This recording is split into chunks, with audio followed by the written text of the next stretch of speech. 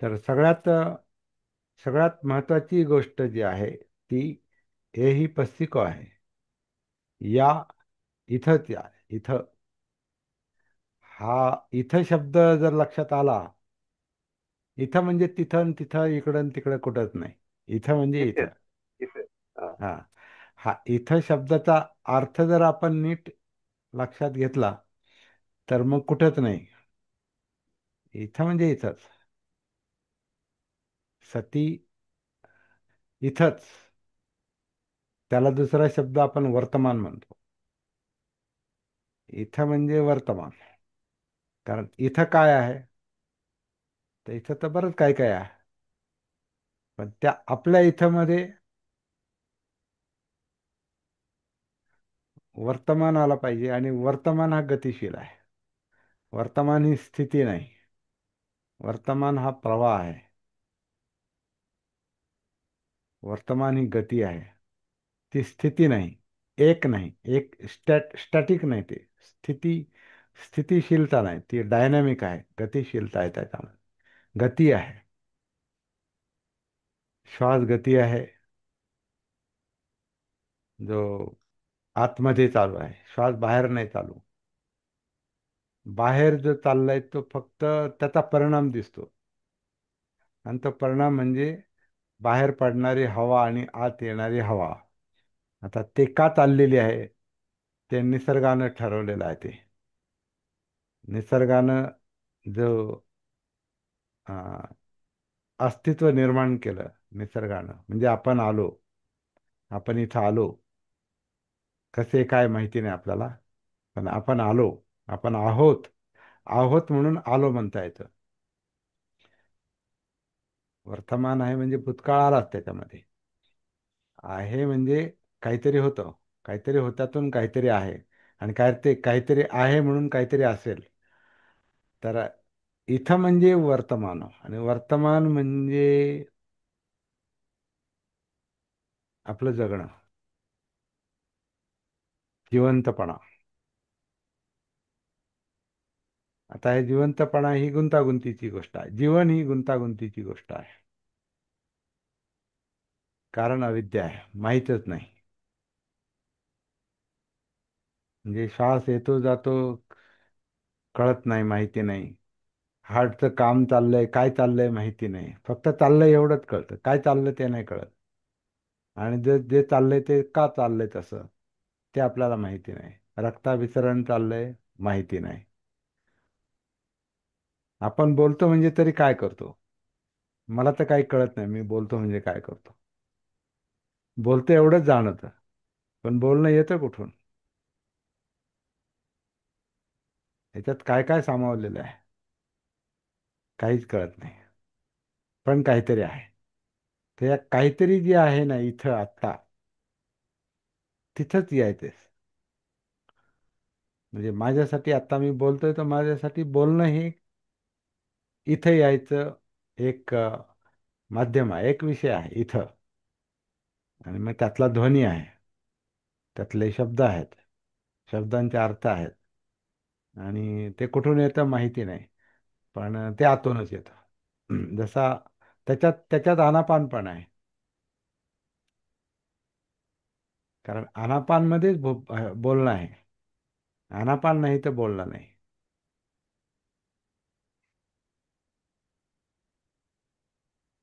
आनापान नाही तर बोलणं नाही. आणि आनापान असूनही बोलणं नसेल तर मौन आहे. आणि मौनात जरा बऱ्यापैकी सती असते. सती येऊ शकते. बोलण्यात सती ही जरा अवघड गोष्ट आहे. कारण तिथं विषय वाढतात. जितके जास्त विषय वाढतात तितकी सती अवघड बनते. जागृती अवघड बनते.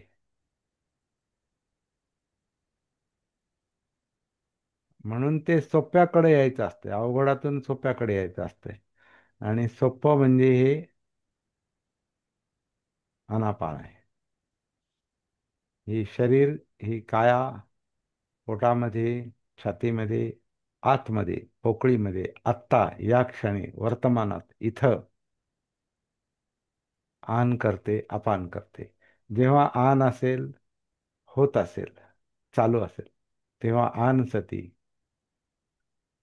जेव्हा अपान सती चालू असेल तर अपान सती. माझं अपानमध्ये जर बोलणं चालू असेल तर माझ्यासाठी अपान वाणी सती काय असेल ते शब्द सती, वाणी सती, ध्वनी सती जे आहे ते. तर याच्यावरून सतीचा विषय लक्षात यावा अशी अपेक्षा आहे. पण हे सोपं नाही. हे माझा अनुभव आहे, तुमचा अनुभव आहे. सोपं का नाही? तर आपण एक नाही. जीवन ही एक गोष्ट नाही. जीवन ही अनेक अनेक गोष्टींचा समुच्चय आहे, समुदाय आहे. आणि ह्या अनेक गोष्टी म्हणजे आपलं मन आहे. मनातले अनेक विचार आहेत. आपलं चित्त आहे. चित्तातल्या अनेक भावना आहेत. इच्छा, आकांक्षा, तृष्णा, पाहिजे नको, हे असं पाहिजे न तसं नको, इतकं पाहिजे न तितकं नको. हे पाहिजे नकोचं जे संघर्ष आहे ज्याला लोभ आणि द्वेष म्हटलेला आहे. कारण जे पाहिजे त्याचा लोभ असतो. पाहिजे पाहिजे पाहिजे पाहिजे पाहिजे, लोभ असतो. नुसतंच पाहिजेवर समाधान असतं तर ठीक आहे, पण नुसतं पाहिजे नाही. पाहिजे पाहिजे, अजून पाहिजे, आणखी पाहिजे, जास्त पाहिजे, खूप पाहिजे. ते का पाहिजे ते नाही माहिती आपल्याला, पण पाहिजे. तो जो लोभ आहे तो नको. नुसतं नको म्हणून थांबत नाही. नको, नको, अजिबात नको, बिलकुल नको, नकोच, नाहीच, नाहीच पाहिजे. असेल तर ते खतम करा, त्याचा डिस्ट्रॉय करा, त्याला हटवा इथून, माझ्या समोर नको. तसं आतलं पण आपलं माझ्यात नको. तर स्वतःबद्दल पण द्वेष असतो.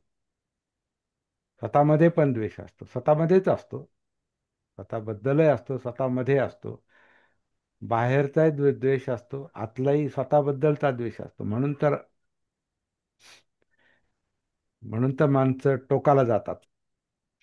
आत्मक्लेशाची तपश्चर्या जे करतात, ध्यान जे करतात, नको, दाबून टाका, नको, मला सुख पाहिजे, दुःख नको, नको, मग ते दाबून टाकायचा प्रयत्न करतात. पण त्यांना वाटलं ते दाबलं की मग सुख मिळेल. नाही मिळत. दाबलं का अजून त्रास होतो. दबाव, दबाव तंत्र नाही चालत तिथं. तिथं अंडरस्टँडिंगचं तंत्र आहे, समजण्याचं तंत्र आहे. जाणीवा, जीवन, अस्तित्व जाणून घेण्याचं हे तंत्र आहे, टेक्निक आहे.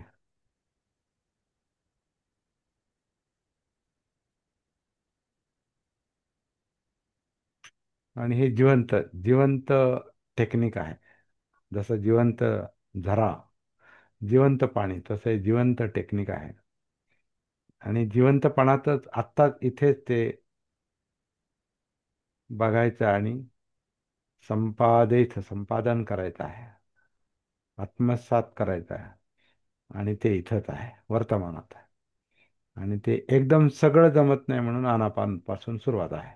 नंतर आनापानची आवश्यकता नाही. आनापान तिथंच असणार आहे. आनापान सती पण तिथंच असणार आहे.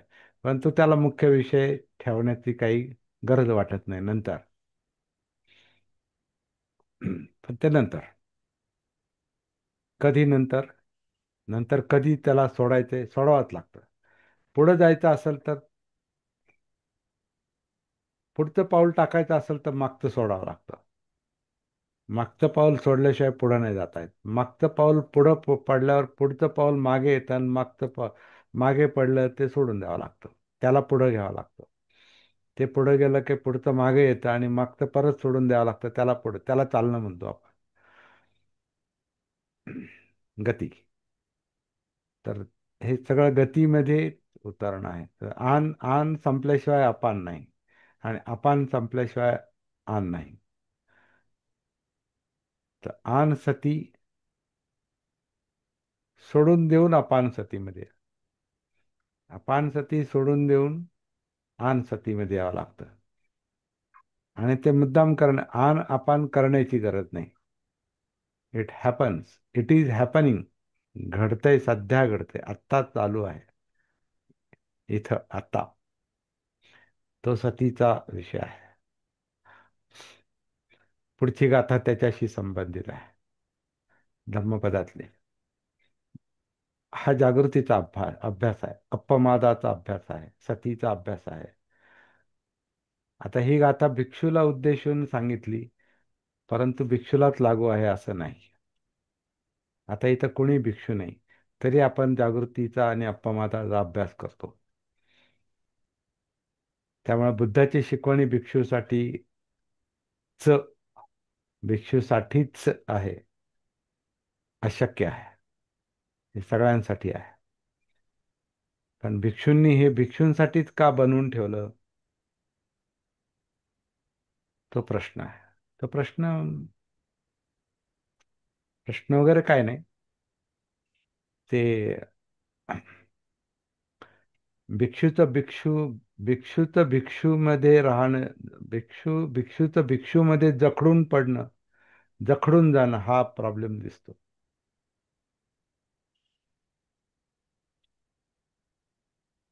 ती एक परंपरा होती, ती एक त्यावेळची परिस्थिती होती.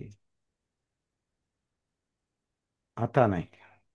आता इथून पुढे तसंच राहील असं काय नाही. मी काही लोक तर बौद्ध परंपरा न मानता सुद्धा बुद्धाच्या म्हणजे जागृतीच्या मार्गावर येतील. कारण परंपरा ह्या परंपरा आहेत, त्या मागे मागे झाल्या.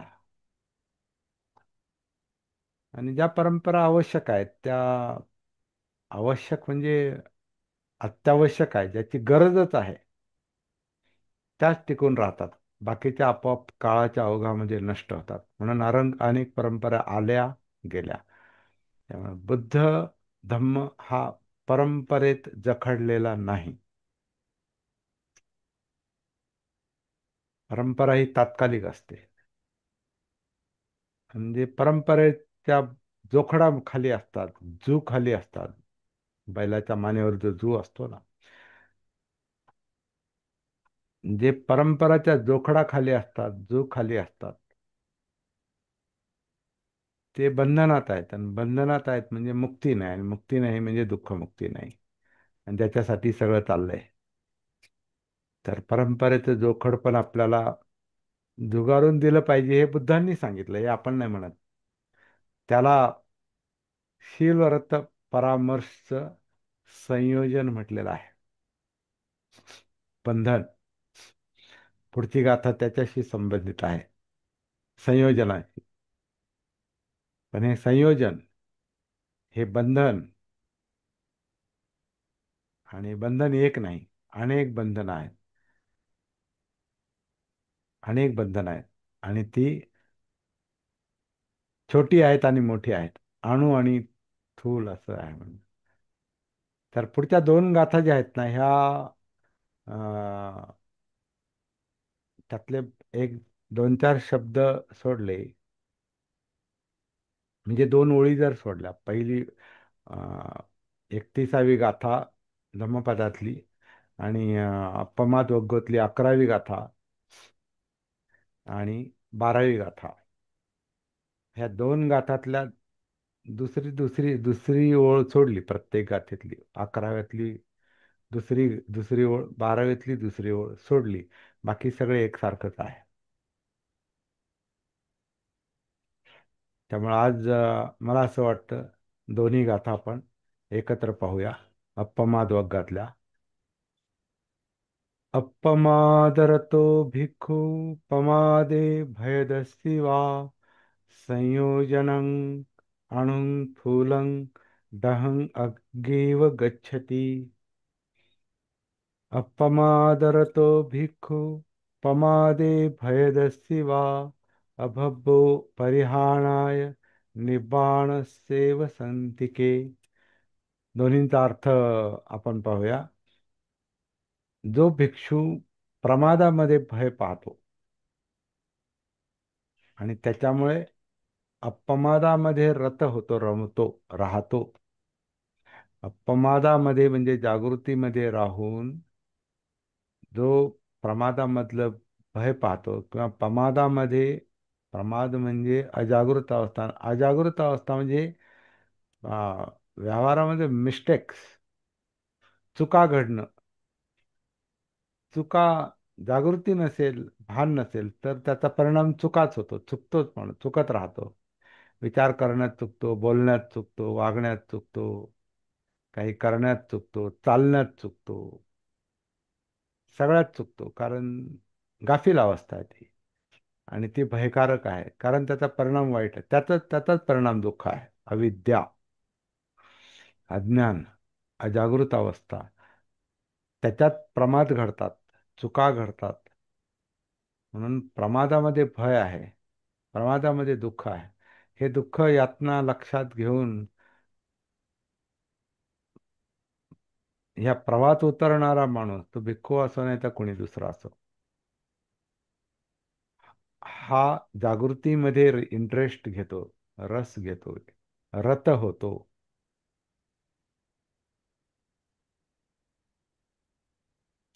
आणि भयमुक्ती हे त्याचा उद्देश आहे. त्याला भय, कोणालाच भय नको असतो. सभ्ये तसंती दंडस्थ सभ्ये भायंती मच्छुनो. सगळे दंडाला घाबरतात, मृत्यूला घाबरतात. घाबरणं म्हणजे जगणं हे घाबरणंच आहे एक प्रकारे. भय.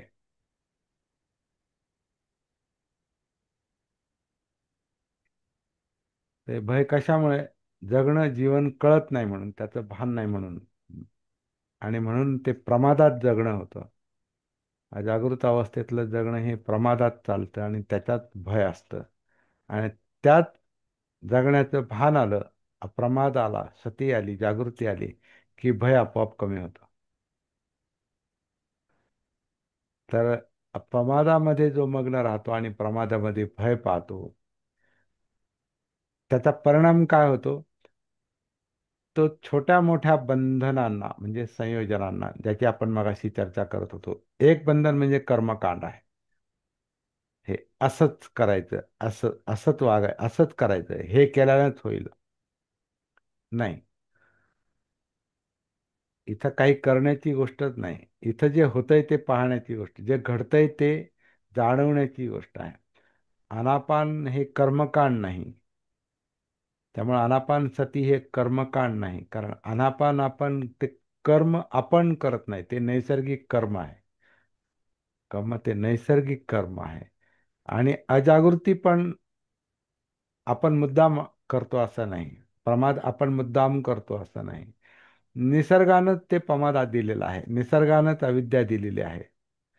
आणि निसर्गानंच अविद्येचं रूपांतर, अजागृतीचं रूपांतर, प्रमादाचं रूपांतर करण्याची शक्ती माणसाला दिलेली आहे. त्याचं नाव सती आहे, जागृती आहे. ती जागृती आली की प्रमादाचं रूपांतर अपमादामध्ये होतं, अं, भयाचं रूपांतर भयमुक्तीमध्ये होतं. आणि कुठलंही संयोजन असो, कुठलंही बंधन असो, कुठलाही दोष असो, त्याच्यातून सती अपमाद बाहेर काढतात. म्हणून जो जागृतीसाठी, जागृतीचा जो जो त्याच्यात राहतो, रत राहतो, जागृतीमध्ये रत राहतो, इंटरेस्ट घेतो तो त्याच्यामध्ये, त्याची त्याला एक प्रकारे ही श्रद्धा पण आहे, फेथ आहे. फेथ जेवढा अनुभवावर आधारलेला असतो तेवढा चांगला असतो. ज्याला अनुभवाची जोड नाही, तो फेथ, ती श्रद्धा ही अंधश्रद्धा बनते. ही अंधश्रद्धा नाही, हे दिसतं इथं. जिथं दिसतंय तिथं अंधश्रद्धा येऊ शकत नाही. आनापान ही श्रद्धा नाही, किंवा बुद्ध सुद्धा श्रद्धेचा विषय नाही, अंधश्रद्धेचा बुद्ध ही जागृतीची अवस्था आहे. जागृती आपल्यामध्ये आहे. त्यामुळे श्रद्धा कुठं आहे? जागृतीवर आहे. ते वारं ते होऊन गेलेल्या बुद्धांवरच्या जागृतीचं आपल्याला एक प्रकारे त्याचा बोध हो, किंवा आपल्यातलं बुद्धत्व, आपल्यातली जागृती आपल्याला आत्ता जाणू, तो फेथचा विषय बनतोय, श्रद्धेचा विषय बनतोय. आणि बुद्धं शरणं गच्छामि म्हणजे इथंच, इथंच वर्तमानातच त्या जागृतीला शरण आहे. तर ह्या जागृतीचा परिणाम काय होतो? आपल्यातले जे काही बंधनं असतात, संयोजनं असतात, जे आपल्याला जखडून टाकतात, बांधून टाकतात, ते संस्कार आहेत. संस्कार हेच बंधन आहे. संस्कार, सभ्ये संखारा दुःखाती. संस्कार हे दुःख आहे, संस्कार हे जोखड आहे, संस्कार हे बंधन आहेत. तर ते बंधन, ते संयोजन थोडी थोडी करून ती ती छोटी मोठी बंधनं आणून थोलंग लहान मोठे बंधनांना ही सती जागृती अप्पमाद ही असं म्हटलंय की जाळीत असते. जाळीत असते म्हणजे त्याचं अस्तित्व नष्ट होतं. आपोआपच बंधनं गळून पडतात. म्हणून सती हा फार महत्वाचा, जागृती अप्पमाद हा फार महत्वाचा गुण आहे माणसाला मिळालेला उत्क्रांतीमध्ये. नॅचरली आलाय तो. त्याचं कारण हे दुःखच असणार आहे. दुःख अस्तित्व हे दुःखच आहे. त्याच्यामुळे उत्क्रांती होत होत होत होत प्राणी बदलत बदलत बदलत बदलत ते माणसापर्यंत येऊन ठेपलेत.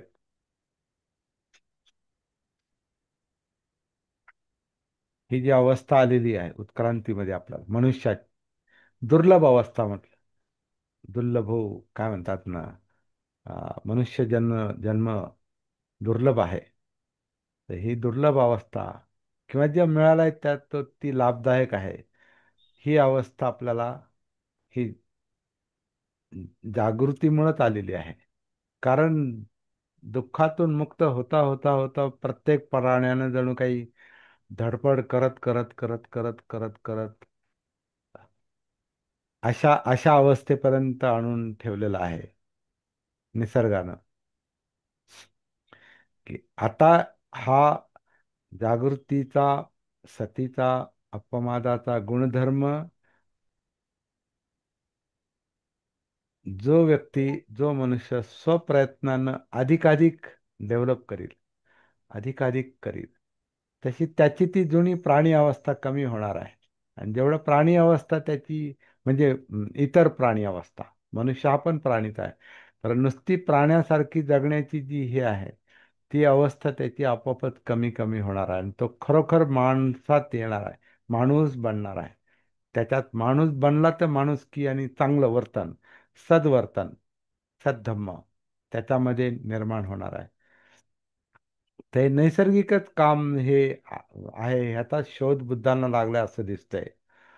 आणि त्याच्यामध्ये आपली जुनी बंधने जी असतात प्राणी लेव्हलवरची, जुन्या प्राणी लेव्हलवरची जी बंधनं असतात, ज्याच्यामध्ये लोभद्वेष असतो, त्याच्यामध्ये पाणातिपात असतो, त्याच्यामध्ये अदिन्नदान असतं, त्याच्यामध्ये कामेसुमिच्छाचार असतं, त्याच्यामध्ये मुसावादा, अजागृत माणसं मुसावादा करतात आणि इतर प्राणी पण अं, काय म्हणतात, चिटिंग करतात, फसवतात, दिशाभूल करतात, है ना.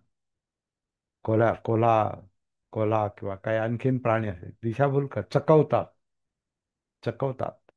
तर ते- त्याच्यातून माणूस चकवण्यातून बाहेर पडतो स्वतःमध्ये जर तसे गुण असतील. म्हणून बऱ्याच ठिकाणी आता बुद्धांनी माणसातल्या अवगुणांना प्राण्यांची पण उपमा दिलेली आहे. म्हणून प्राण्यांच्या नावावर काही सुत्त आहेत.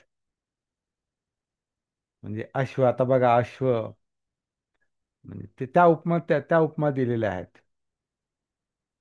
किंवा काही सुत्त अशी आहेत की गेंड्याची उपमा दिली, सर्पाची उपमा दिली, किंवा अं, आणखीन सुत्त निपातातले आपल्याला काही संदर्भ पाहावे लागतील, तर प्राण्यांची उपमा दिलेली आहे.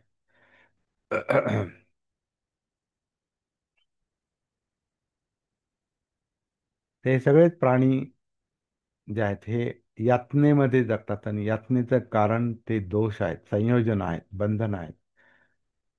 माणसाला मात्र त्या बंधनातून सुटका करून घेण्यासाठी, सुटका होण्यासाठी ही जागृतीची देणगी आहे आणि हीच आपल्याला याच्यावर फोकस करून रत राहून, त्याच्यामध्ये अपमाद रतो, त्याच्यामध्ये रत राहून आपण आपल्यातली छोटी मोठी बंधनं जी आहेत, ती बंधनं कोणती आहेत, ती मुख्यतः 10 बंधनं सांगितलेली आहेत. तो एक अभ्यासाचा विषय आहे की माणूस संस्काराने जखडला जातो.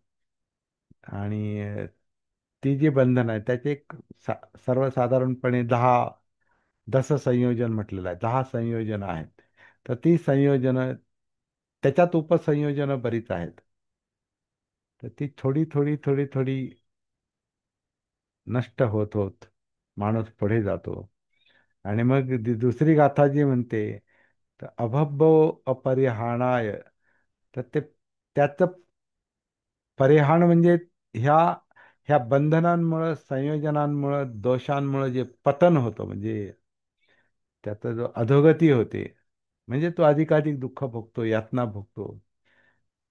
तर ही अधोगती, हे परिहाण अभब्ब होतं, म्हणजे असं अशक्य होतं. जेव्हा माणसातले दोष संयोजन गळून पडायला लागतात किंवा जळतात, नष्ट होतात, दुर्गुण जातात, तर पुन्हा त्याचं पतन होणं शक्य नाही. अशक्य, अभब्बो परिहाणाय. आणि असा मनुष्य ज्याचे ज्याचे ज्याचे संयोजन, ज्याचे बंधन हे गळून पडतात, तो निर्वाणाच्या जवळ असतो. जेवढी गळून पडतात तेवढा तो निर्वाणाकडे, म्हणजे दुःखमुक्तीकडे आपोआपच जातो, नैसर्गिकपणे. संतिके, जवळ असतो, निब्बाणाच्याच जवळ असतो. तर जो भिक्षू अप्रमादामध्ये मग्न राहतो, किंवा जो साधक म्हणू, आता भिक्खू म्हणजे साधक म्हणू आपण आधुनिक याच्यामध्ये, जो साधक, साधना करणारा, प्रॅक्टिस करणारा, जागृतीमध्ये राहण्याचा सराव करणारा, जो त्याच्यामध्ये मग्न राहतो, आणि प्रमादातलं भय ज्याच्या लक्षात येतं, अजागृतीतलं भय लक्षात येतं, त्याचं कधीही पतन होऊ शकत नाही. अभब्बो परिहाण आहे, परिहाण होऊ शकत नाही. तो निर्वाणाच्या जवळ असतो. निबाण सेव संतिके. अशी 11वी आणि 12वी गाथा जी आहे, ही फार म्हणजे पुन्हा ह्या अप्पमाद वग्गाचा हा सार आहे. हे शेवटच्या दोन गाथा आहेत ह्या. आणि हा अप्पमाद वग्गातला सार आहे की संयोजन, बंधन, संस्कार मुक्ती, चित्त विमुक्ती हाच उद्देश आहे. आणि चित्त विमुक्ती का पाहिजे? तर चित्त हे बंधन आहे. कारण चित्तामध्येच लोभ द्वेष आहे. लोभ द्वेषामुळे त्याला चित्त म्हटलं. आता चित्त पुन्हा अग्नी आहे बघा. चित्त हा चित्तच जाळतंय. अज्ञानामध्ये चित्त हेच जळतंय. कारण ते लोभ द्वेषाची जी बंधनं आहेत, ते संयोजन, मुख्य बंधनं ही दोनच आहेत. पण त्याची उपबंधनं जी आहेत ती 10 सांगितलेली आहेत. सर्वसाधारणपणे अनेक असतील, पण आता ते कसं आहे, आपल्याला काही गोष्टी अशा आकड्यामध्ये आणि थोड्या त्याचं काउंटिंग केलं, कॅल्क्युलेट केलं, त्याला जरा असं काहीतरी साच्यामध्ये बसवलं का मग माणसाला समजायला सोपं जातं. पण जेवढं साच्यात आहे त्या साच्यातल्या संस्कारात परत अडकायचं नाही, असं पण बुद्धांची शिकवण आहे. साचेबद्धपणा कोणताही चांगला नाही, कारण तो त्याच्या चांगला असो नाही तर वाईट असो, त्याच्यात अडकून पडणं, तर ते बंधन बनतं, संयोजन बनतं, संयोजन यातना देतं. आणि संयोजनच जाळतं, कारण ते चित्त आहे. तो चित्ताग्नी आहे. तो चित्त अग्नी हा आपल्याला जाळतो, म्हणजे जीवनाला जाळतो. आणि जागृती त्या अग्नीला थंड करतो, म्हणजे अग्नीला जाळतो जणू काय, असं ते त्याचा अर्थ निघतोय. बंधनांना जाळतो. जी जी बंधनं अग्नी निर्माण करतात, त्या अग्नीला ही जागृती जाळते. किंवा असंही म्हणता येईल, जसं आपण अग्नीचा सदुपयोग करून आपण त्याचा, कारण ती शक्ती आहे. अग्नी ही एक शक्तीचा परिणाम आहे. तर त्या शक्तीचा सदुपयोग करू शकतो. जसं आता आपण गॅसवर अन्न शिजवतो, तोही अग्नीच आहे, पण त्या अग्नीचा सदुपयोग आहे. किंवा आपली गाडी चालते, ती अग्नीवर, इंधनावर चालते, कारण तिथं तो अग्नीच आहे. तर त्याच्यावर ते चालतं. तर जिथं जिथं अग्नी आहे, तिथं तिथं जाळणं पण आहे. परंतु त्याचा जर सदुपयोग झाला, तर त्याच्यातून काही अं, हितकारक गोष्टी घडून येतात. म्हणून पुन्हा आपण शब्दात अडकू शकत नाही. हे त्या अग्नीला जाळणं हा तर जरा वेगळा शब्दप्रयोगच वेगळा झाला, परंतु चित्त अग्नी आणि अपमादाने तो अग्नी जाळला जातो. म्हणजे लोभद्वेषाच्या बंधनातून ते चित्त मुक्त होतं. चित्त विमुक्ती झाली, चित्त विमुक्ती झाली की दुःखमुक्ती मिळाली.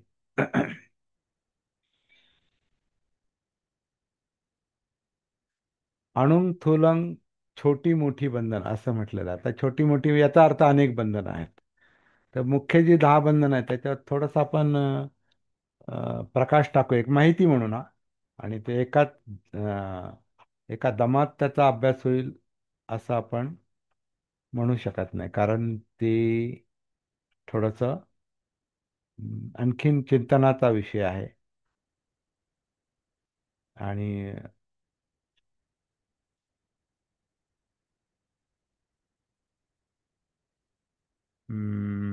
बंधन संयोजन जी आहेत आता, याच्यावर आपण पूर्वी पण चर्चा केलेली आहे. तर पहिलं बंधन फार इंटरेस्टिंग बंधन आहे, आणि त्या बंधनावर आपण जवळपास दररोज बोलतो. दररोज एकही आपलं सत्र नाही की ते पहिल्या बंधनाला सोडून आहे. बस आपण एकही सत्र आपलं असं नाही की जे पहिल्या बंधनाला सोडून आहे. उदाहरणार्थ, श्वास आपण घेत नाही, आपण सोडत नाही. है ना, मी श्वास घेतो आणि मी सोडतो असं नाही, असं सत्य नाही, हे सत्य नाही. श्वास मी घेतला काय न घेतला काय तो माझ्या हातात नाही. हे नैसर्गिकपणेच ही काया श्वास घेते, श्वास सोडते, आन करते, अपान करते.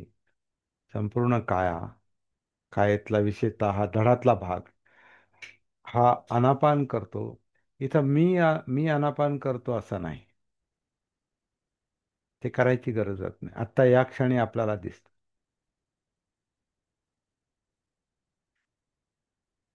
पोटामध्ये उतरून पोट, छाती, पाठ, धडाची जी पोकळी आहे, त्या पोकळीमध्ये आपण पाहिलं की नैसर्गिकपणे शरीर ही काया आन करते, अपान करते, म्हणून हवा आत येते, हवा बाहेर जाते. पोकळी निर्माण झाल्यामुळं हवा आत येतं. पोकळी अं, आकुंचन पावली की हवा बाहेर जाते. तो परिणाम आहे. पण अनापान आत चाललेला आहे. पण हे मी करतो असं नाही. परंतु आपल्याला संस्कारातून असं वाटतं का मी करतो. हे पहिलंच संयोजन म्हटलेलं आहे, पहिलंच बंधन. का मी आहे, मी करतो. पुन्हा आपण म्हणतो आपल्याला आपला जन्म आठवत नाही. म्हणजे मी जन्म घेतला असं आपण म्हणतो. माझा जन्म झाला आणि माझं हे जीवन आहे, आणि स्वीकारलं तर मी मरणार. तर हे कसं आहे, आम्ही सगळ्या जीवनात चिकटलेलाच आहे तो. जणू काही सगळं सगळं पर्सनल असल्यासारखं चाललंय. पर्सनल काहीच नाही. हा निसर्गाचं प्रॉडक्ट आहे. आपण एक निसर्गाचं प्रॉडक्ट आहोत. ते ही समज आहे, हे अंडरस्टँडिंग आहे, दृष्टी आहे, सम्यक दृष्टी आहे. आणि अं, जागृतीनं हा भ्रम दूर झाला की अरे हे खरंच आहे, मी काही न करता हे आनापान चालू आहे, आत्ता चालू आहे, आधी चालू होतं, आणखीन मागं गेलं तर चालू होतं, जन्मापासून सुरू झालं, आत्तापर्यंत चालू आहे, पुढेही चालू राहील, मरेपर्यंत चालू राहील. पण हे मला करण्याचं माझं माझं काम नाही. तसे संस्कार पण आपण आपण म्हणतो म्हणून संस्कार झाले असं नाही. संस्कार ही नैसर्गिक गोष्ट आहे, तो निसर्ग आहे. आणि संस्कार मुक्ती हा पण निसर्ग आहे. त्यामुळे हे पहिलं बंधन जे आहे, मीचं बंधन, ज्याला अं, स्वकाया दिठ्ठी, स्वकाया दृष्टी, किंवा पालीमध्ये सक्काय दिठ्ठी, हे मी, माझं माझं आहे, हा, ह्या बंधनात जो अडकतो, आता अडकतं म्हणजे ती अविद्यात अडकते, अज्ञान अडकतं, अजागृती अडकते, प्रमाद अडकतो, भान नसलेली अवस्था, सती नसलेली अवस्था, ती मी मध्येच अडकवून टाकते ते. जेव्हा आपल्याला भान नसतं तेव्हा सगळं असं वाटतं, सगळं आपल्या ह्याच्याप्रमाणे चाललंय, माझ्या म्हणण्याप्रमाणे चाललंय. तसं नाही आहे ते. वास्तव तसं नाही. हे कार्यकारण भावावर चाललेलं आहे, प्रत्यक्ष समुत्पादावर चाललेलं आहे. हे जागृतीनं पाहिलं, लक्षात आलं की हे मीचं बंधन गळतं. पहिलं संयोजन म्हटलेलं आहे. आणि जो या पहिल्या संयोजनात अडकतो, मी मध्ये जो अडकतो, म्हणजे अहंग, मी मध्ये जो अडकतो, तो आपोआपच आतल्या कर्मामध्ये अडकतं. तर मला मला करायचं माझं, मला असं करायचं, अशी त्याची जी इच्छा, आकांक्षा, तृष्णा जी असते, ती आणखीन त्याच्याकडून कर्म करून घेते, कर्मकांड करून घेते. ते मुद्दाम करतो असं नाही, त्याची अविद्या, अज्ञान, भान नसलेली अवस्था ती कर्मकांड करून घेते. आणि त्याच्यात त्याला परिवर्तन नको असतं, ज्याला आपण हॅबिट म्हणतो, सवय झालेली आहे ती. कर्मकांडांची जी सवय झाली, ती कर्मकांड बदललं, ती परिस्थिती बदलली किंवा बदलण्याची परिस्थिती निर्माण झाली, तर तो म्हणतो नको नको नको. मग त्याच्यामध्ये तो तर्क तर्क काहीतरी तर्क लढवतो, डाऊट लढवतो, त्याला डाऊट निर्माण होतात. त्याचा कसं आहे यार, मला जगायचं आहे, मला माझ्या इच्छा पण पाहिजेत, माझी इच्छा, आकांक्षा ह्याच्याप्रमाणे पण सगळं झालं पाहिजे. मी टिकलो पाहिजे, माझा धर्म टिकला पाहिजे, माझी कर्मकांड टिकले पाहिजे, माझं अस्तित्व टिकलं पाहिजे. हे हे जेव्हा त्याला हे हे जेव्हा त्याला असं वाटतं की नाही, आता हे टिकण्यासारखं नाही, तर तो मग तर्क लावतो. त्याची बुद्धी, अजागृत बुद्धी तर्क लावते. आणि मग त्याच्यात तो, त्या बंधनात तो आणखीन काहीतरी वेगळंच वागतो. मी टिकून राहिलो पाहिजे म्हणून बोट फेकतो तो. काल आपण जी चर्चा केली, त्याचं बोट फेकण्याचं कारण काय, त्याला वाटतं माझं जे आहे ते टिकून राहिलं पाहिजे. त्याच्यातून, त्या तर्कातून त्यानं तो देव पण निर्माण केला आणि देवाचा धर्म पण निर्माण केला. आणि मी या धर्मातला आहे हे त्यानं, त्याचं अज्ञान, अविद्या त्याला म्हणते. आणि तो धर्म तो जर टिकला नाही, तर मी नष्ट होणार, मला टिकून राहायचंय. आणि मग मी त्याच्यासाठी काही करील. तो तर्क लढून, त्याला असं वाटतं की समोरच्या परिस्थितीवर आघात केले, त्याच्यावर बूट फेकला, त्याच्यावर चप्पल फेकली, समोरच्याचं अस्तित्व आपण नष्ट केलं, की मग आपण टिकून राहू. हा त्याचा जो भ्रम असतो, त्या भ्रमातून ते सगळे कर्मकांड करतो. आणि मोठा अर्थ आहे त्या कृतीला, मोठा. आपण त्या कृतीचा आपल्या आपल्या याच्यासाठी आपण आता काय म्हणाल, आपला विषय समजून घेण्यासाठी त्याचा आपल्याला उपयोग होतोय. कालही आपण पाहिलं, आजही लक्षात आलं ते. तर ही जी पहिली तीन बंधनं बोलता बोलता मी सांगितली, की मी म्हणजे सकाळ दिठ्ठी, ही काया मी आहे, हे माझं अस्तित्व म्हणजे मी आहे. काया म्हणजे अस्तित्व, जगणं, जीवन, हे मी आहे. आणि मी असा असा आहे, माझं नाव असं असं आहे, मी ह्या गावचा आहे, माझं नाव असं असं आहे, माझं शिक्षण एवढं एवढं आहे, आणि माझी जात ही अशी अशी आहे, आणि माझा धर्म असा असा आहे, आणि मला तो मी जो आहे तो सगळं, मग त्या धारणा आहेत. मी ध्यान करतो, मी त्या विषयाचं ध्यान करतो, धरून ठेवतो. मी म्हणजे मी भाव, मीपणा. मी म्हणजे आपण नाही, मीपणा, चित्त, चित्ताला धरून चालणारे विचार, तो मी जो आहे, ती मीची धारणा जी आहे ना, ती सगळं धरून ठेवतं. ते संयोजन आहे, ते बंधन आहे, ते जोखड आहे. त्याच्यात माणूस गुदमरतो आणि यातना भोगतो. आणि त्या त्या त्या जोखडाखाली राहून तो त्याला त्याचे जे संस्कार जे करायला भाग पाडतात तेच कर्म तो करतो, तेच कर्मकांड तो करतो. आणि त्याच्यात बदल नको म्हणून बुद्धी लढवतो, तर्क करतो आणि आहे तो मी टिकवून ठेवण्याचा प्रयत्न करतो. असं ते अशी ती पहिली तीन बंधनं आहेत, तीन संयोजन आहेत.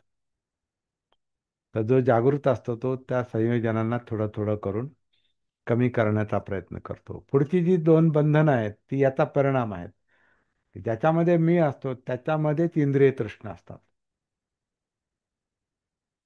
डोळे, कान, नाक, जीभ, त्वचा आणि मन ह्या इंद्रिय तृष्णा, याला कामतृष्णा म्हटलेलं आहे, इंद्रिय तृष्णा. आता ही एक कॅटेगरी आहे, विचार करणे अभ्यास करण्याची एक एक कॅटेगरी, एक पद्धत आहे. आणखीन काही वेगळे कॅटेगरी, वेगळी वेगळी लिस्ट पण आहे, ज्याला आपण भवतृष्णा, विभवतृष्णा, कामतृष्णा, भवतृष्णा, विभवतृष्णा असं पण म्हटलेलं आहे. पण इथं काम तृष्णा म्हणजे काम, काम, काम, ज्याला पारंपरिक याच्यामध्ये त्यांनी कामछंद असं म्हटलेलं आहे. कामछंद, छंद म्हणजे जी गोष्ट पुन्हा पुन्हा करतो ती सवय, हॅबिट. संस्कार म्हणजे काय? तीच गोष्ट पुन्हा पुन्हा करणे, तीच गोष्ट पुन्हा पुन्हा करणे त्याला म्हणतात संस्कारण. संस्कार म्हणजे अजागृत, अजागृत ज्या कृती पुन्हा पुन्हा केल्या जातात तो कामछंद आहे, इंद्रिय तृष्णा आहे. म्हणजे डोळ्याची तृष्णा, कानाची तृष्णा, म्हणजे जे दिसतं त्याची तृष्णा, जे ऐकतो त्याची तृष्णा, गंध, चव आणि स्पर्श. ह्याच्यावर आपण एक वेगळा, दस संयोजनावर एक वेगळा अभ्यास केला पाहिजे आणि बारीक सारीक गोष्टी त्याच्यामध्ये पाहिल्या पाहिजे. ह्याचा फक्त आपण परिचय करून घेतो. तर कामछंद हे चौथं बंधन आहे, चौथं संयोजन आहे. तर त्याच्यामध्ये अं, इंद्रिय तृष्णा हा मुख्य विषय आहे. ती ती जर तृप्ती झाली नाही, म्हणजे इंद्रियांची वासना, इंद्रियांची तृप्ती, इंद्रियांचा लोभ जर पूर्ण झाला नाही, त्याला जे पाहिजे ते मिळालं नाही, तर त्याच्यामध्ये आपापच व्यापाद निर्माण होतो, म्हणजे द्वेष निर्माण होतो. म्हणजे म्हणजे लोभ आणि द्वेष, कामछंद आणि द्वेष एकाच नाण्याच्या दोन बाजू आहेत. हे झालं नाही तर मग ते निर्माण होतं. त्याच्या मनासारखं झालं नाही की त्याच्यामध्ये द्वेष निर्माण होतो मनामध्ये, चित्तामध्ये. तर त्याला व्यापाद बंधन असं म्हटलेलं आहे. आणि तो तो जो व्यापाद आहे, तो जो द्वेष आहे, तो वाढत वाढत वाढत वाढत पराकोटीचं रूप घेतो आणि तो काही करतो. आता पुन्हा ती बुटाची घटना जी आहे ही पटिकाची, किंवा त्याला पटीक शब्द पण आहे, द्वेष. तर ती द्वेषाची, व्यापादाची ती घटना आहे. उदाहरण म्हणून आपण पाहतो परत. त्यानंतर ही पाच बंधनं झाली. अं, सकाळ दिठ्ठी, विचिकिच्छा, शीलव्रत, परामर्श. सत्काय दृष्टी म्हणजे मीपणाची भावना, ही काय मी आहे. विचिकिच्छा म्हणजे डाऊट क्रिएट करणे, म्हणजे बुद्धी चालवणे, कर्मकांड टिकून ठेवण्यासाठी बुद्धी चालवणे. तर ती नंतर येते, पण आधी कर्मकांड येतं, कर्मकांड टिकवून ठेवण्यासाठी. म्हणजे सिल्वरच परामर्श, अं, सकाय दुट्टी, मी, ही काया मी आहे, त्यात चालणारा कर्मकांड म्हणजे शिलवरत परामर्श. आणि तिसरं बौद्धिक बंधन म्हणजे विचिकिच्छा, डाऊट, तर्क करणे, तर्क करून आहे ते कर्मकांड चालू ठेवणे, याच्यासाठी जो प्रयत्न होतो ते बंधन आहे, ते संयोजन आहे. ह्या बंधनामध्ये बांधला जातो माणूस. आणि ते ते बंधन व्यक्त रूपात कसं असतं? कामछंद. म्हणजे त्याला ते इंद्रियांचे विषय पाहिजे असतात, पाहिजे पाहिजे पाहिजे पाहिजे.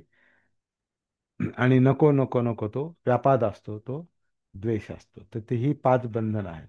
आणि आणखीन थोडीस आतली बंधनं जी आहेत, आणखी आतल्या कोटातली, आतली अंतरंगातली, चित्तातली, मनातली आणखी जी आतली बंधनं आहेत, ती थोडीशी समजणं अवघड आहे. का मी जो आहे, हा मी जो आहे, त्याचं त्याचं जे त्याचा जो फॉर्म आहे, त्याचा जो आकार आहे, त्याचं जे रूप आहे, त्याचं जे स्वरूप आहे, ते तसंच टिकून राहिलं पाहिजे. तो मीचं स्वरूप टिकून राहिलं पाहिजे. तर त्याला ते रूप रूपाचा लोभ म्हटलेला आहे, रूपराग, असं ते एक पाचवं 6वं बंधन आहे. आणि त्याच्या विरुद्ध अरूपराग, अं, जे नाही ते मला मिळालं पाहिजे. जे आहेत ते, जे मी बनलोय ते तर मला पाहिजेच, पण जे नाही जे बनायचं राहिले त्याचंही मला, तेही मला पाहिजे. तर रूपराग आणि अरूपराग असं एक सर्वसाधारण त्याचं स्वरूप म्हटलेलं आहे, त्याचं एक बंधन म्हटलेलं आहे. ही पुढची दोन संयोजन आहेत. त्याच्यानंतर 8वं जे संयोजन आहे तो पुन्हा मान आहे. मान म्हणजे आपल्याला काही समजलं, मिळालं, की तो त्याला काय म्हणतो, मान मान लागतो म्हणतो ना आपण त्याला, मान, त्याला अहंकार निर्माण होतो. त्याचा तो स्व बनतो, त्याचा अहंकार निर्माण होतो. त्याला मान हे बंधन म्हटलेलं आहे, किंवा अहंकार. मीतूनच अहंकार निर्माण होतो परत. अहंग आहे म्हणून अहंकार. तर तो मान असतो त्याचा, तो त्याच्या मानाला तो धरून बसतो. आपण म्हणतो ना, मान आणि अपमान. मान अपमान म्हणजे माझा मान राखला पाहिजे, मी असा असा आहे. हा जो मान आहे, जो तो मान कोणी राखला नाही तर तो म्हणतो अपमान झाला. तर हे अपमानाचं, मानाचं बंधन आहे. हे 8वं बंधन आहे. हे आणखीन आतलं बंधन आणि फार कठीण आहे समजणं. ते मान का निर्माण होतो, मान अपमान काय भानगड आहे. तर हे पुन्हा सती जागृतीनं अनुभवण्याची गोष्ट आहे. ते आपल्याला जे आतमध्ये पठ्ठाण करायचे, सतीला धरून जे आतमध्ये उतरायचे खोलामध्ये, तर हे जे काही प्रकार आहेत, ही जी बंधनं आहेत, ही जी संयोजन आहेत, हे जे संस्कार आहेत, तिथपर्यंत जायचे. ते 8वं बंधन जे आहे ते मान आणि अहंकार आहे. आणि ह्या पाहिजे पाहिजे आणि नको नकोच्या ह्या अवस्थेमध्ये, ह्या गोंधळामध्ये त्याचं चित्त नेहमी अशांतच असतं, अस्थिरच असतं, चंचल असतं. त्याला उद्धच्च अवस्था म्हटलेलं आहे. उद्धच्च, उद्धच्च म्हणजे उधळणे, असं आपण म्हणू शकतो. नेहमी उधळतो तो. ज्याचा मी असतो, ज्याच्यात काहीतरी ज्याला पाहिजे असतं, नको असतं, तो नेहमी, त्याचं चित्त नेहमी उधळत असतं.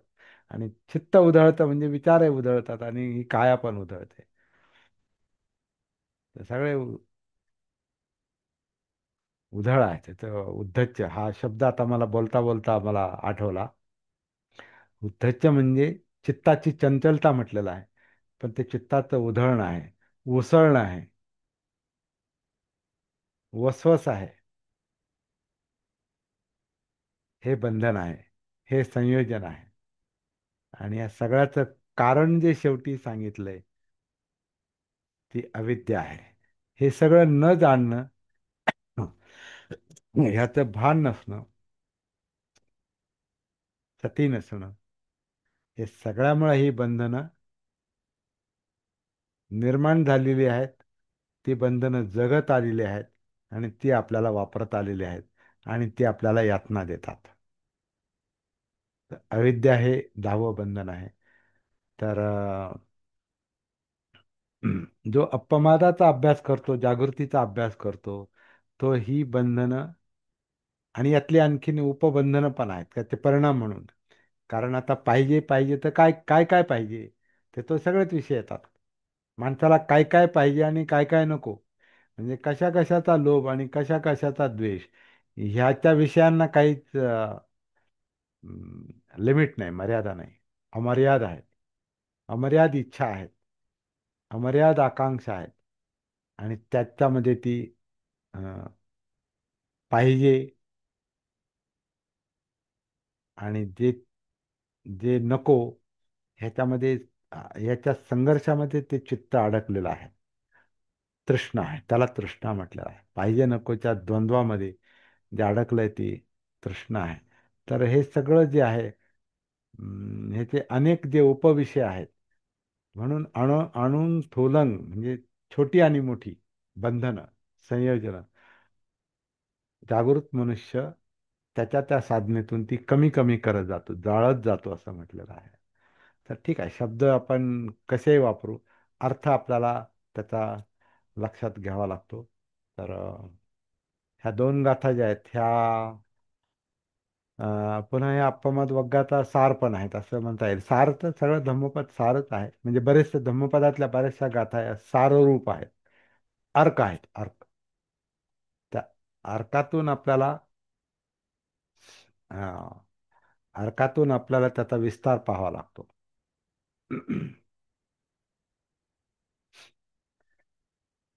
इथं आपण अप्पमाद वग्गो समाप्त केलेला आहे. धम्मपदातला दुसरा वग्ग आपण या ठिकाणी समाप्त केलेला आहे. समाप्त केलाय म्हणजे संपला, पूर्ण संपला असा त्याचा अर्थ नाही. त्याच्या आपण त्याचा एक परिचय करून घेतला असं आपण म्हणू. तसे आपल्याला त्याचा परिचय झाला आणि त्याचं पूर्णत्व जे आहे ते आपल्या प्रॅक्टिसमधून होणार आहे. ते प्रत्यक्ष त्याचा अनुभव घेत घेतच आपल्याला ह्या गाथांचा खरा परिचय होणार आहे, खरा बोध होणार आहे. मी या ठिकाणी थांबतो.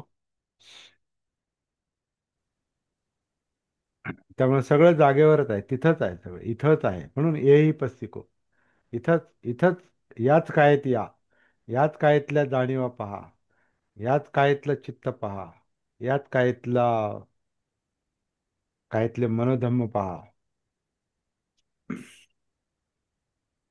वाचा पहा म्हणजे अनुभवा, वाचा वाणी ध्वनी, शब्द जे विचारांना प्रेझेंट करतात, भावनांना प्रेझेंट करतात, ते शब्द पाहणे, शब्द अनुभवणे, शब्दांचं भान ठेवणे, म्हणजे बोलण्याचं भान ठेवणे, सगळं. आणि इथंच आहे परत, कुठं पळायचं नाही आणि कुठं जायचं नाही, कुठंच जायचं नाही ऍक्च्युली. ती चित्ताची चंचलता समजतो मी. आता आता आपल्या ह्या अभ्यासाच्या भाषेत जर पाहिलं ना, जिथं चित्त शांत नसतं ते पळवतच राहतं ना.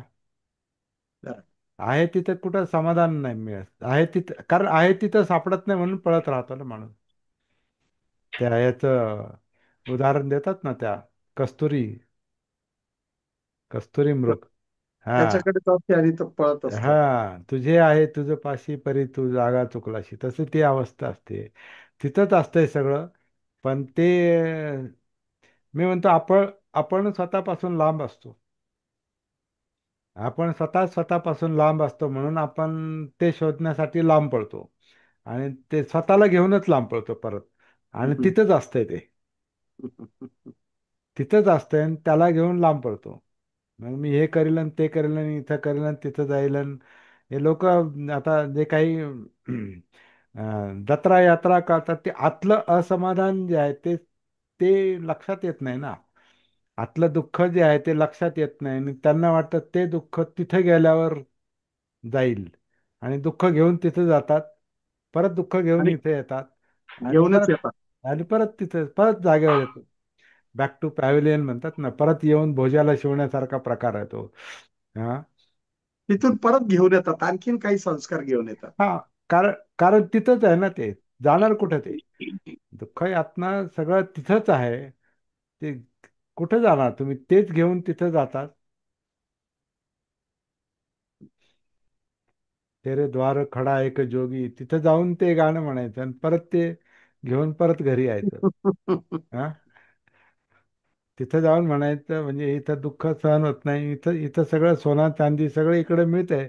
पण तिथं जाऊन म्हणतो ना, मांगू मे सोना चांदी, हम्म. मांगू काय म्हणतात नाही ते आहे. आणि मग तेरे द्वार खडा एक जोगी, तिथून जातो हे दुःख घेऊन तिथं जातो आणि तिथं मागतो आणि परत येतो आणि तेच भोगतो परत. आहे का त्या गंमत? गंमत आहे. बरोबर सर. हा, तेरे दर्शन को आया जोगी. हा, आणि इथं दर्शन करायचं सोडतो आणि ते हा, दर्शन इथंच आहे. दर्शन म्हणजे पाहणे, दृष्टी आहे, अंतर्दृष्टी आहे. दर्शन इथंच आहे, दर्शन कुठं बाहेर नाही. तेच गोष्ट आहे. अंतर्दर्शन आहे ते. आपल्या चित्ताचं दर्शन घ्या, आपल्या मनाचं दर्शन घ्या, विचार पहा, चित्त पहा, इमोशन पहा, जाणीवा पहा, आणि ते या सगळ्या ह्याच्यात आहेत, याच्यातच आहेत. आणि तेही कळतं काहींना. तेही काहींना कळतं, काया ही पंढरी, आत्मा हा विठ्ठल, पण ते विठ्ठलाला पाहायला नाही नाही, पंढरीला जातो. ते शाब्दिक असतं, पण त्यांचं जे बोलणं आहे फक्त फक्त शाब्दिक, त्याला हा, कृती नसते. पण माणूस म्हणून काहीतरी जाणवतंय त्यांना ते. पण त्याचं नेमकं काय म्हणतात ना, ते लोकेशन, ती नेमकी जागा जी आहे ना, ती ती तीच शोधावी सापडते. लागते. ती उतरावं लागतं, शोधावं लागतं, आणि त्याचं नेमकं ते काय म्हणतात ना, घराचा पत्ता माहिती आहे पण ते घर सापडत नाही, असा प्रकार आहे तो. पत्ता आहे माझ्याकडे, सगळं आहे, पण मला तिथपर्यंत पोहोचण्यासाठी जे करायला पाहिजे आणि ज्या रस्त्यानं पाहिजे जायला पाहिजे, त्या रस्ता सापडत नाही.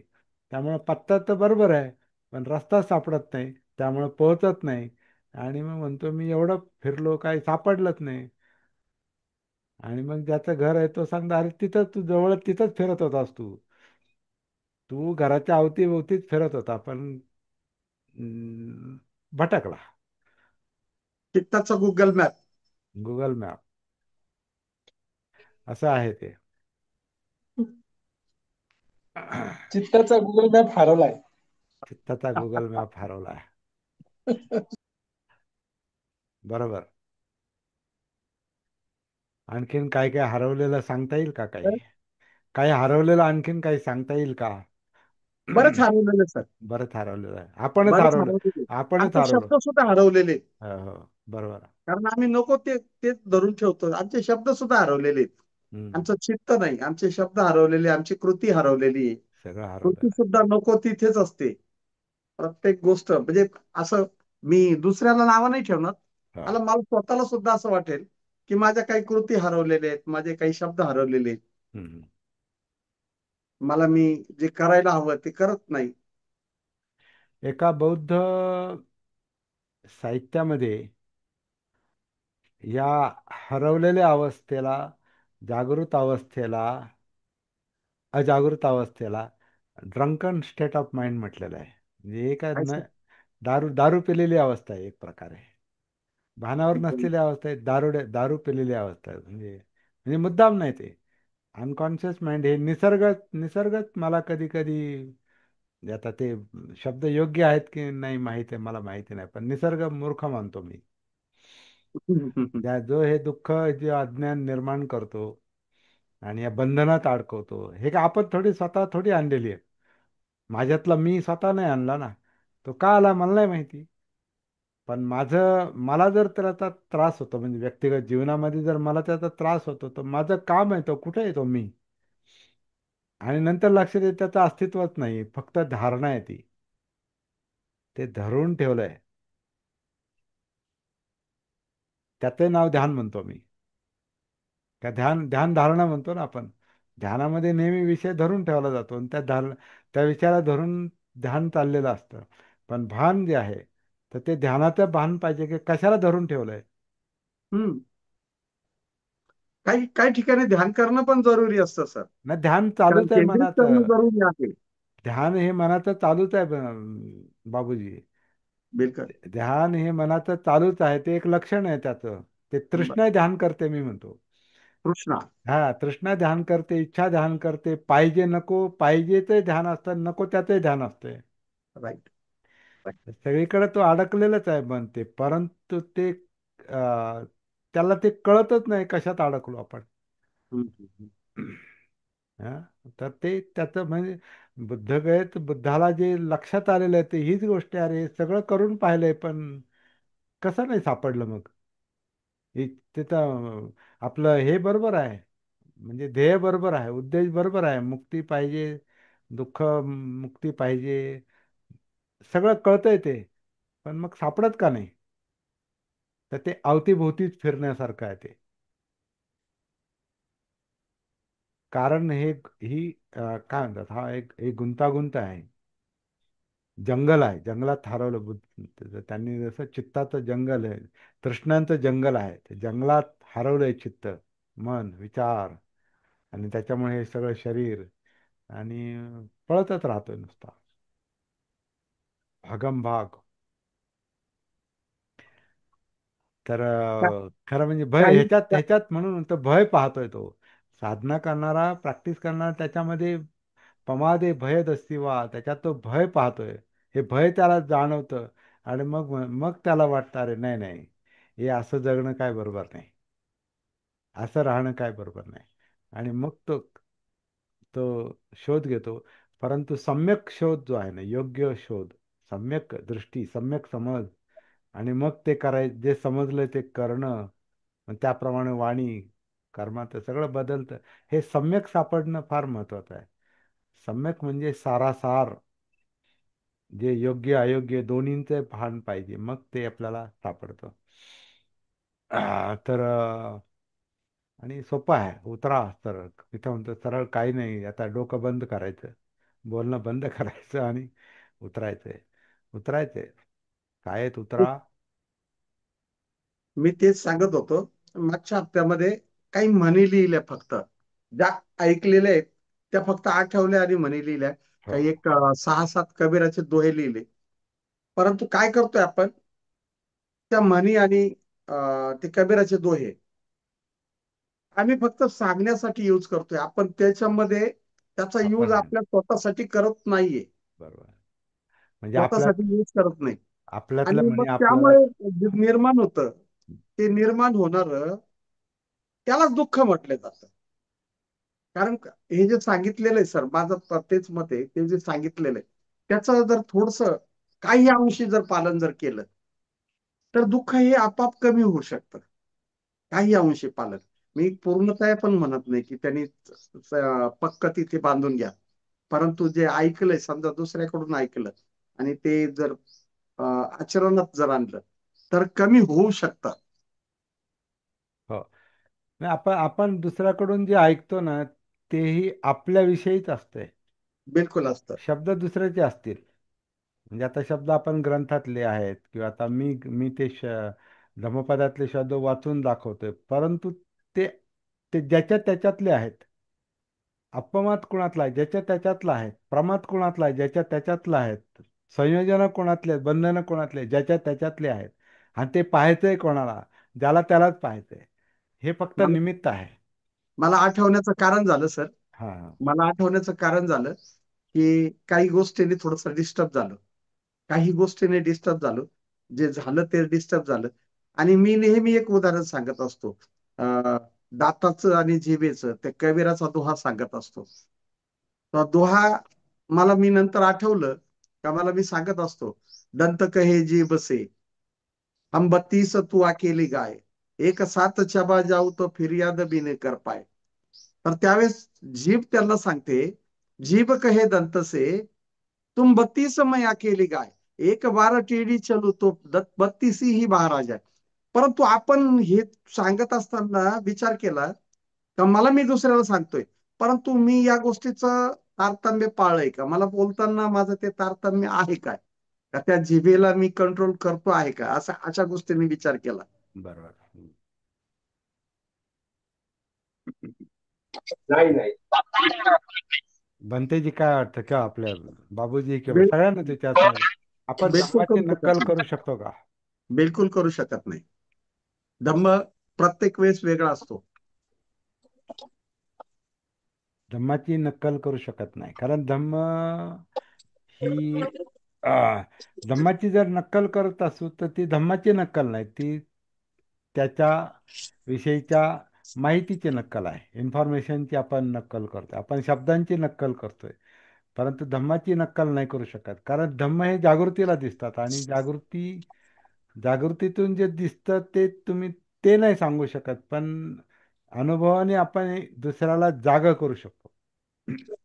जाग करू शकतो म्हणजे हलवून जाग नाही करू शकत, पण ते ज्याच्यातून तो धम्म दिसेल, जाणवेल, तेवढंच आपण शेअर करू शकतो, सांगू शकतो. म्हणजे आता काही गोष्टी मी आता याच्यातल्या पण बोलतो, म्हणजे जे आपलं चाललंय ते जे अनुभव आहे ते. आणि कधी कधी आता बाबासाहेबांचं सुद्धा आपण जर उदाहरण घेतलं, तर बाबासाहेबांनी त्यांनी काय बाबासाहेब नाही निर्माण करू शकले ते. एवढे त्यांचे शब्द भारदस्त वजनदार होते, आणि करोडो लोक ऐकायचे, ऐकत आलेत आत्तापर्यंत. म्हणून त्यांच्या शब्दातून तेव्हा पण प्रति बाबासाहेब निर्माण नाही झाले. बुद्धांनी पण प्रतिबुद्ध नाही निर्माण केले. पण तो मार्ग दाखवून मात्र लोकांना जाग करून वाट मोकळी करून दिली. बाबासाहेबांनी वाट मोकळी करून दिली. आणि धम्म नाही सांगू शकले ते. त्यांनी मार्ग सांगितला. म्हणून धम्म मार्ग सांगू शकतो, धम्म नाही सांगू शकत. बुद्धाने पण धम्म नाही सांगितला, धम्म मार्ग सांगितला. हे करून पहा, हे असं असं करून पहा, या आणि पहा आणि अनुभव घ्या. अत्तदीप भव, स्वतःच अनुभव घ्या, मग कळेल. तेव्हा धम्म कळतो. त्यामुळे धम्माची कॉपी करू शकत नाही आपण. धम्माची आपण कॉपी करू शकत नाही. आपण शब्दांची कॉपी करू शकतो, आपण ज्ञानाची कॉपी करू शकतो, प्रज्ञेची कॉपी नाही करू शकत. धम्माची कॉपी नाही करू शकत. म्हणून धम्मप्रचार अवघड आहे. धम्मप्रचार का अवघड असतो की ते लगेच असं कर्मकांड नाही ना, ते असं असं करा मग ते जमेल. ते ज्याला त्यालाच ते समजून घ्यावं लागतं. हा, अशोक बोला. कॉपी कॉपी करून मुक्त होता येत नाही ना. कॉपी कर, हा, कॉपी करून तुम्ही काही मार्क मिळवू शकता, पास होऊ शकता, पण ज्ञान बरोबर आहे, बरोबर आहे. किती म्हणजे किती व्यवहारात धम्म आहे नाही का. धम्म हा व्यवहारात आहे इथंच.